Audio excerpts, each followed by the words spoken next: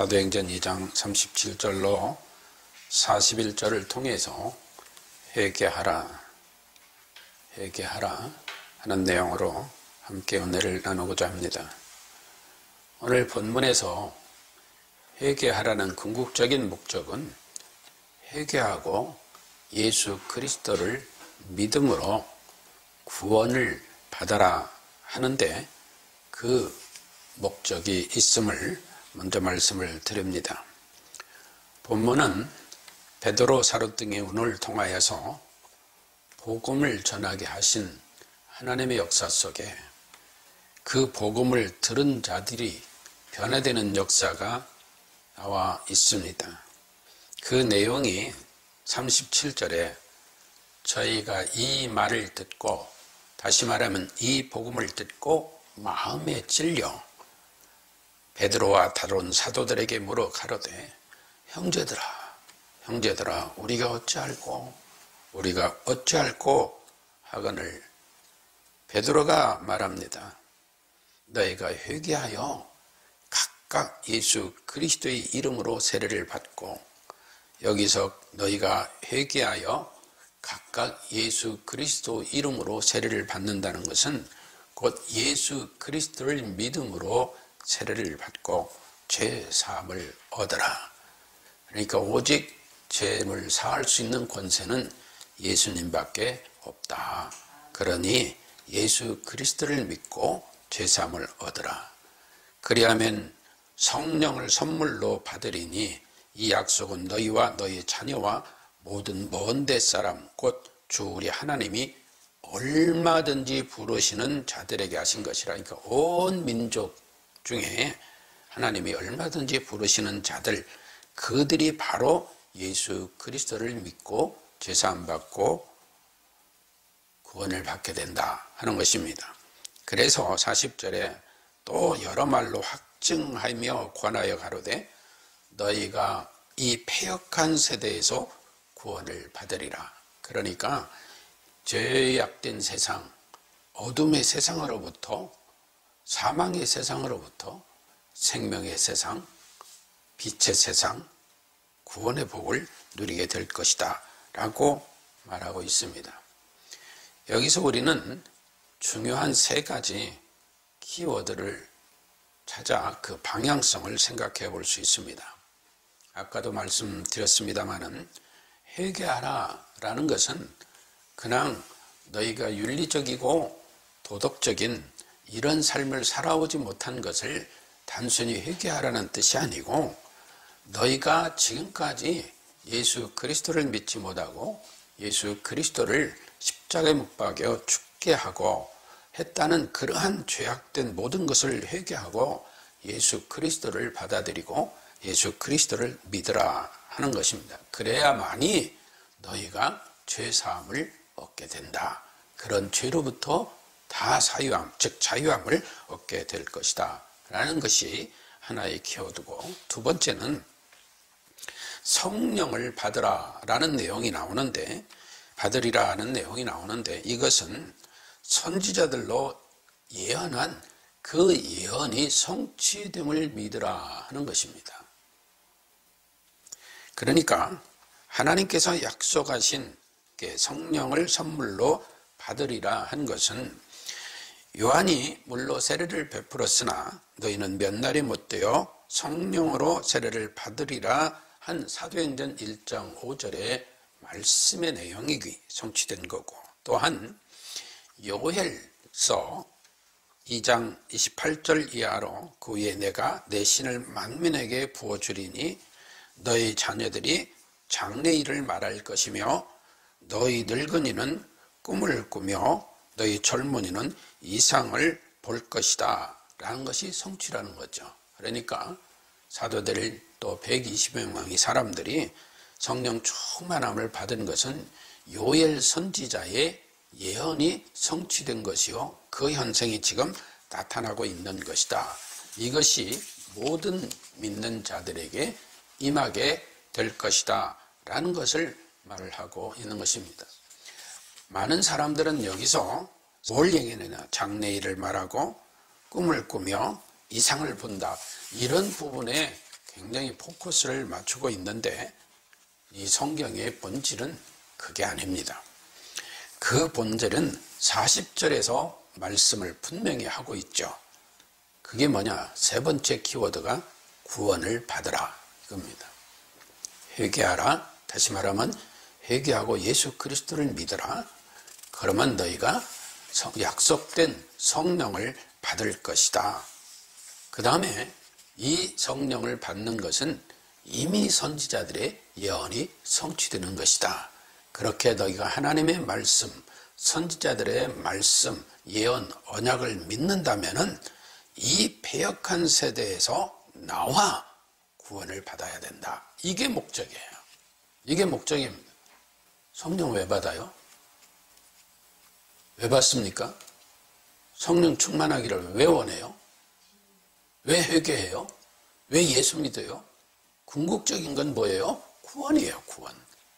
구원입니다. 그런데 많은 사람들이 어디에 집착하느냐? 요엘 선지자의 예언에 집착을 해서 뭘 얘기하느냐? 장래일을 말하고 늙은이는 꿈을 꾸고 젊은이는 이상을 볼 것이다. 그래가지고 성령의 능력을 대단히 강조합니다. 예, 중요하죠. 그렇습니다. 지금 일어나고 있는 현상도 그러니까. 그런데 베드로 등 사도들 등이 지금 외치고 있는 궁극적인 목적은 뭐예요? 회개하고 예수 믿고 구원받으라 이 말이에요. 지금. 그런데 어떤 우리가 기적적이고 이상적인 어떤 현상만 나타난 것만을 생각하고 있는 거예요. 우리가 지난주에 함께 은혜를 나눴습니다마는 인생에 있어서 출세해야죠. 출세해서 많은 사람들에게 유익을 주는 사람도 있고 해악을 끼치는 사람도 있어요. 그러나 출세는 인생의 한 과정이라고 했어요. 그럼 성공을 뭘 말하느냐? 순간에 어떤 걸 이룬 것도 성공이라고 말하지만 인생의 궁극적인 성공은 결론이에요. 결론. 그 사람이 마지막 인생에 어떻게 맞춰지고 있느냐가 매우 중요한 거예요. 거기서 성공자와 실패자가 되는 거예요. 우리 정치하는 사람들에게서 많이 보잖아요. 어떤 사람들은 고난의 역사 속에 살아온 것 같은데 성공자로 추앙되는 인물이 되고, 어떤 사람은 영화로운 삶을 산 것 같지만 결국엔 지탄의 대상이 되고 경멸의 대상이 되잖아요. 이 성공은 결론이에요. 결론. 그러면 그 결론이 뭐냐? 회개하고 예수님 믿어 구원받아 성도로서의 그 생을 유지하다가 거룩하고도 영원한 하나님 나라로 이주되는 것, 이것이 그리스도인이요 성도에게는 그것이 성공인 거예요. 그렇지? 이게 지금 성경에서 사도행전 2장에서 말하고 있는 궁극적인 목적은 거기 있는 거예요. 너희가 성령 받아서 권능해가고 너희가 유명인이 되고 출세하고 많은 사람들 앞에 누리는 군림하는 이런 사람이 되라? 그거 아니에요. 그거 아닙니다. 그래서 다음 주에 은혜 나누겠습니다마는 사도행전 2장 40절로 47절에서 분명히 말하고 있잖아요. 예수님 믿고 구원받은 자의 삶, 다시 말하면 성령 충만 받아 살아가는 자들의 삶이 어떠한 것인가를 명시하고 있잖아요. 그러므로 우리는 하나님의 은혜 가운데 예수님 믿고 구원받은 은혜를 감사하며 살아가는 우리들이 되어져야 될 줄로 믿습니다. 성령 충만, 성령이 아니고는 예수 그리스도를 주라 시인할 수 없다라고 외치면서도 계속 성령의 권능만 요구하고 있는 그 목적이 뭘까요? 스스로에게 문의해봐야 돼요. 하나님의 말씀에 비추어서, 말씀의 거울에 비추어서 내가 이게 합당하게 지금 구하고 있는 것인가? 또한 그러다 보니까 이때 사람 어떤 현상이 일어났느냐? 이때 복음을 받아들인 사람들이 이날에만 3,000명이라고 그래요. 3,000명. 어마어마한 현상이 일어난 거죠. 왜? 그때 절기를 지키러 각지에서 모인 사람들이니까 엄청난 군중이 모였겠죠. 엄청난 사람이 모였겠죠. 그런데 말입니다. 3,000명이라는 수에 집착하다 보면은 무슨 문제가 생기느냐? 오늘날 교인의 숫자가 많으면 건강한 교회다. 교인이 많고 교회를 크게 졌으면 그게 건강한 교회고 그게 훌륭한 교회다. 성령의 역사가 나타난 교회다. 예, 그렇게 말할 수도 있겠죠. 그러나 그건 참으로 위험한 이야기예요. 정말 위험합니다. 왜 그러느냐 생각해 봅시다. 예수님이 이 세상에서 가장 고난과 역경과 모든 분노와 아픔을 다 참으시고 십자가에 죽으시고 3일 만에 부활하셔서 승천하셨어요. 이때까지 구원받은 수가 몇이나 될까요? 12사도? 아니요. 12사도 아닙니다. 이날 부활 승천하시며 분부하신 것을 듣고 모인 무리가 120여 명이라고 그랬으니까 이 120여 명이 그 자리에 모였던 거죠. 그런데 생각해 봅시다. 예루살렘에 각처에 모였어요. 오늘 월드컵 때문에 대한민국 외치고 월드컵 경진기장에 수만 명이 모이고 우리 광화문 같은 데서도 수만 명, 수십만 명이 모여서 막 응원을 하고 하는데 유대 절기 지키려고 각지에 모인 사람들이 얼마나 많이 모였겠어요. 그러면 그 모인 수가 3만이라고 할 때 3천은 10%밖에 안 돼요. 10%. 그리고 30만이 모였다고 하면은 1%예요, 1%. 1%. 그게 뭐 대단한 숫자인가요? 이건 뭘 말하고 있느냐? 그때 그 수많은 무리가 모였는데 변화된 사람은 1%일지 0.1%일지 0.01%일지 우리가 명확히 알 수는 없지만 그 변화받은 사람은 아주 소수에 불과하다는 거예요. 3,000명 하니까 엄청난 것 같이 막 얘기했는데 예 맞아요. 성경이 그렇게 얘기하는 거예요. 3,000명이나 되더라 하니까 그렇게 많은 수로 얘기하죠. 작은 수 아니죠. 아니에요. 그런데 그 1% 30만이라고 할 때 뭐 300만까지는 어쩔지 모르겠어요. 그럼 0.01%밖에 안 되는데 자 30만이라고 가정하고 1%가 변화돼서 그 1%로 인해서 오늘날 대한민국에도 복음이 전파되는 변화의 역사가 일어났습니다. 그렇죠? 그런데 오늘날 우리 대한민국은 기독교인이 16%에서 20%, 어떤 이는 더 적다고 하는 이도 있고 많다고 하는 이도 있습니다. 그런데 이런 숫자가 대한민국에 그리스도인들이 있다고 하는데 우리 그리스도인들, 즉 기독교인들을 통해서 무슨 변화가 있죠? 무슨 변화가 얼마나 생기고 있죠?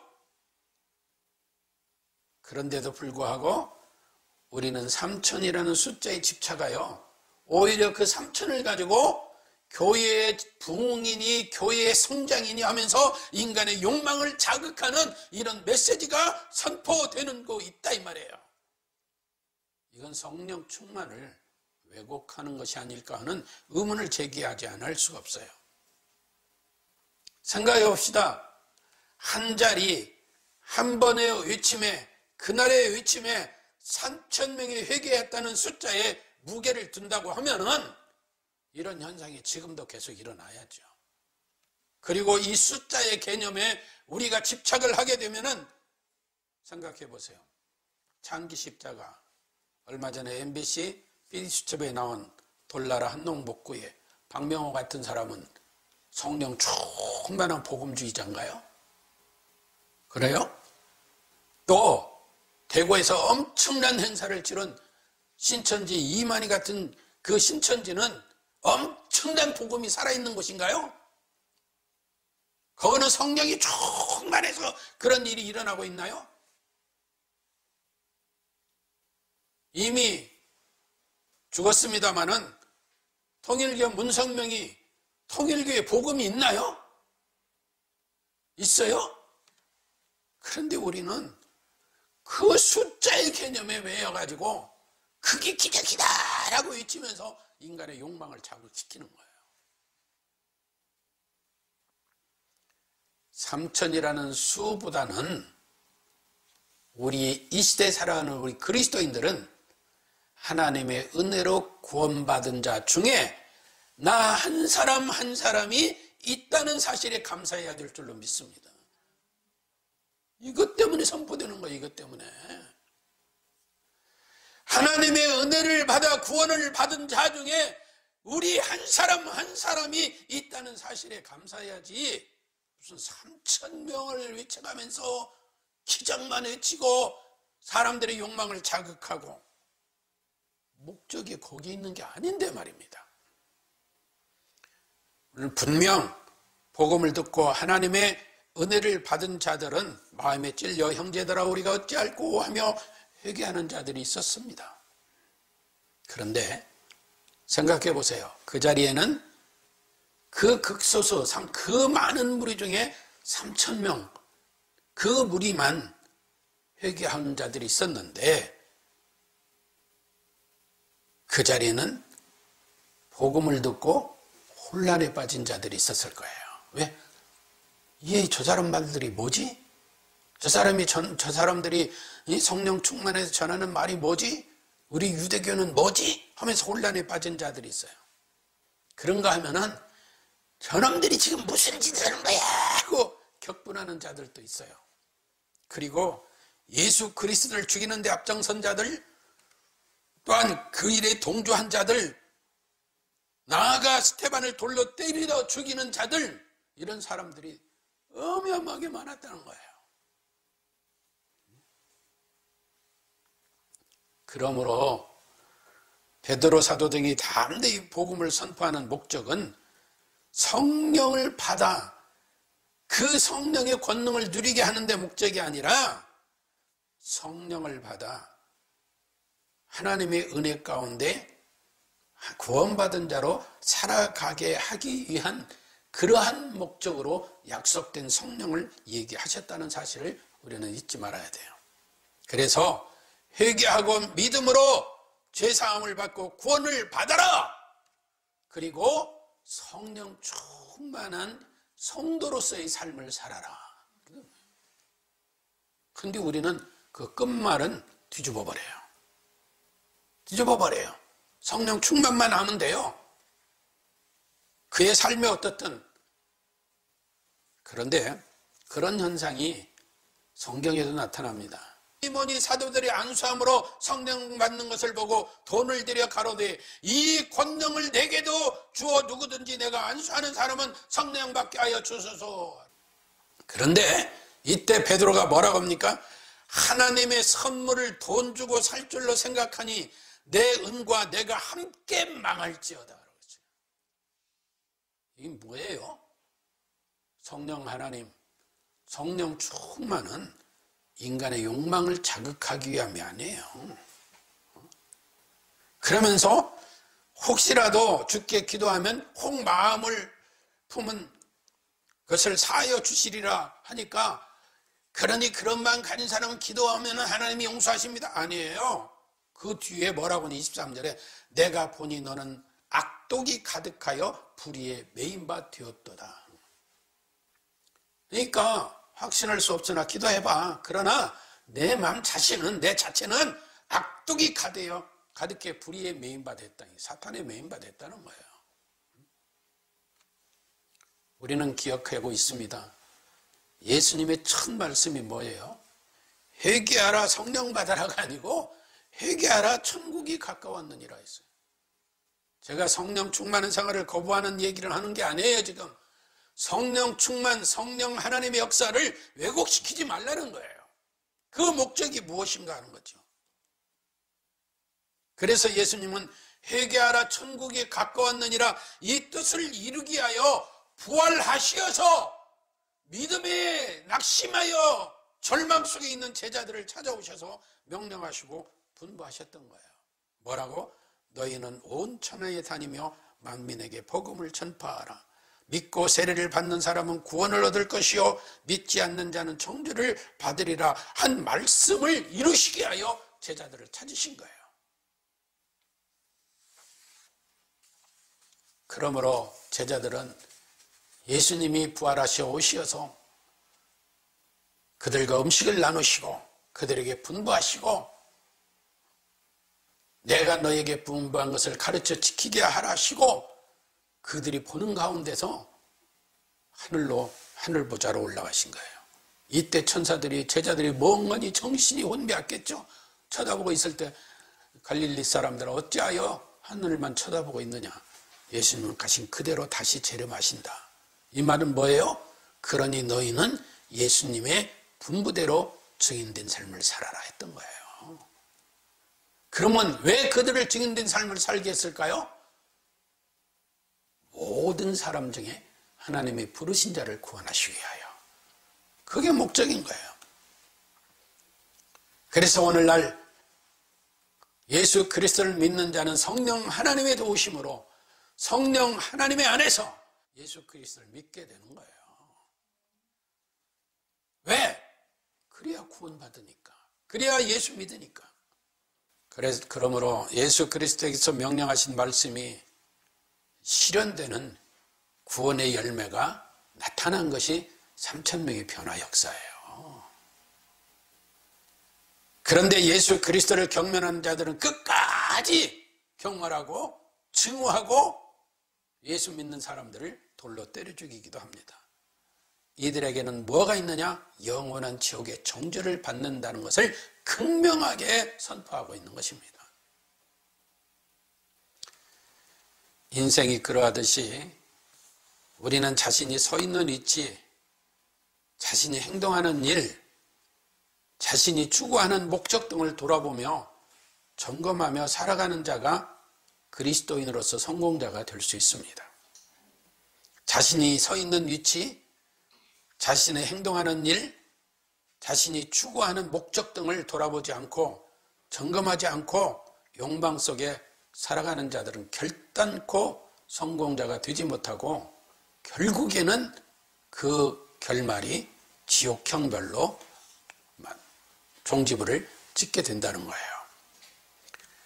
그러므로 복음을 듣고 격분하는 자들, 혼란에 빠져 세속에서의 출세에만 집착하는 자들은 결단코 구원받지 못하는 자가 되지만 베드로, 사도 등의 복음을 듣고 자신을 돌아보고 회개하고 예수를 믿음으로 죄사함 받은 새로운 길로 들어선 자들은 구원받는 성공자들이 되었던 것입니다. 우리가 신앙생활을 하면서 우리의 궁극적인 목적은 뭐예요? 성도, 구원받은 자라면 성령 충만한 가운데 이 세상에서 성도의 삶을 잘 유지하고 지켜나가다가 거룩하고도 영원한 하나님 나라에 가는 것이 성공자입니다.